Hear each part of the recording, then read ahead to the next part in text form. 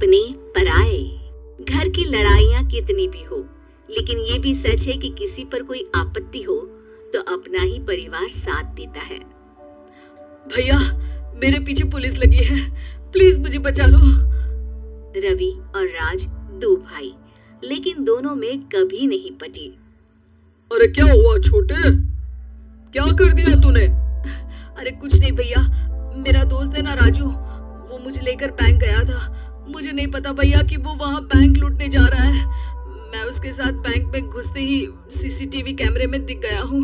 अब पुलिस मुझे ढूंढ रही है भैया, मुझे बचा लो। राज कुछ सोचता है, फिर कहता है, ओके, तुम यहीं रुको, मेरा एक दोस्त पुलिस में है, मैं बात करता हूँ। तभी वहाँ रवि की बीवी राज की बीवी के साथ आ जाती है। तुम लोगों के घर जब तक पुलिस का आना जाना है, बच्चों को यहीं छोड़ दो, उन पर असर ठीक नहीं पड़ेगा। तभी वहाँ पुलिस आ जाती है। चलो चलो, कौन है रवि, थाने चलो। मैंने कुछ नहीं किया, मुझे कुछ नहीं पता। अरे वो तो पुलिस स्टेशन चलकर ही पता चलेगा कि कुछ पता है कि नहीं, चलो।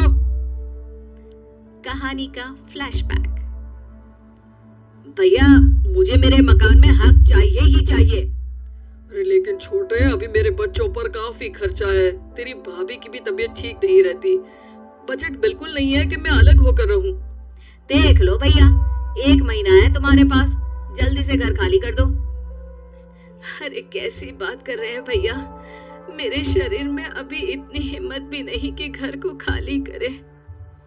तो क्यों अपना पोर्शन बेचा भाभी? अरे तुम तो जानती हो, पिताजी की बीमारी के कारण उन्हें हमारी जरूरत थी, कैसे आते पैसे। ससुर जी तो बूढ़े थे भाभी, उनकी बीमारी में भी पैसे लगाना कौन सा अकल का काम था। तो क्या पिताजी को मैं मरने के लिए छोड़ देता?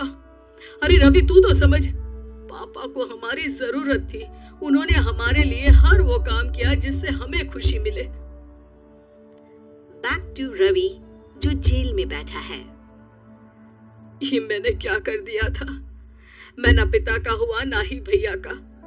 मेरे साथ जो हो रहा है ठीक ही हो रहा है। तभी वहाँ पुलिस वाला आता है। रवि, तुमसे कोई मिलने आया है।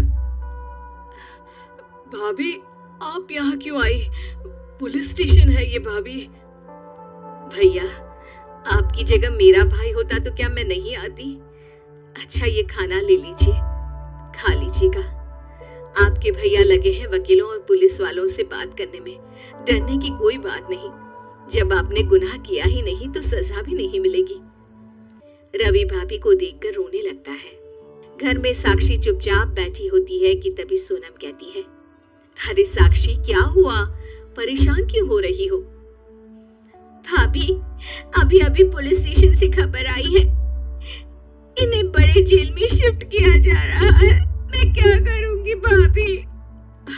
रो मत, हम अच्छे से अच्छा वकील करेंगे, लेकिन उसमें तो बड़े पैसे लगेंगे दीदी, हम इतना पैसा कहाँ से लाएंगे? अरे क्यों, ये मकान है ना, और मेरे कुछ गहने भी हैं। साक्षी की आंखों में पानी आ जाता है।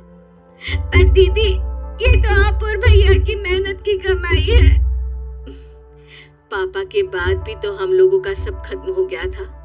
पापा को तो बचा नहीं पाए, लेकिन भैया को जरूर बचा लेंगे, और भगवान चाहेंगे ना तो दोनों भाई मिलकर इससे भी बड़ा मकान खड़ा कर लेंगे। साक्षी। थोड़ी देर में राज वहां आता है। सोनम सही कह रही है साक्षी, पैसों की कमी के कारण किसी भी बेगुनाह को सजा नहीं मिलती। राज एक अच्छा सा वकील करता है। सोनम और साक्षी बचाए पैसे और अपने गहनों को बेचकर रवि का केस लड़ते हैं और जल्द ही रवि जेल से बाहर आ जाता है। रवि राज को गले लगाकर कहता है, भैया मुझे माफ कर दो, मुझे साक्षी ने सब कुछ बताया है।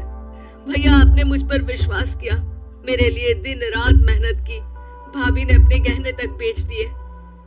भैया, आपने तो पापा के लिए भी पैसे नहीं देखे, लेकिन मैं बहुत ही सेल्फिश निकला। भैया, एक आखिरी बार मुझे माफ कर दो, मैं शर्मिंदा हूँ। अरे भाई, अपने तो अपने ही होते हैं, पापा ने हमारे लिए क्या नहीं किया ये तुम्हें बताने की जरूरत नहीं है मुझे, और फिर तू तो मेरा भाई है। पैसे से बढ़कर रिश्ते होते हैं भाई।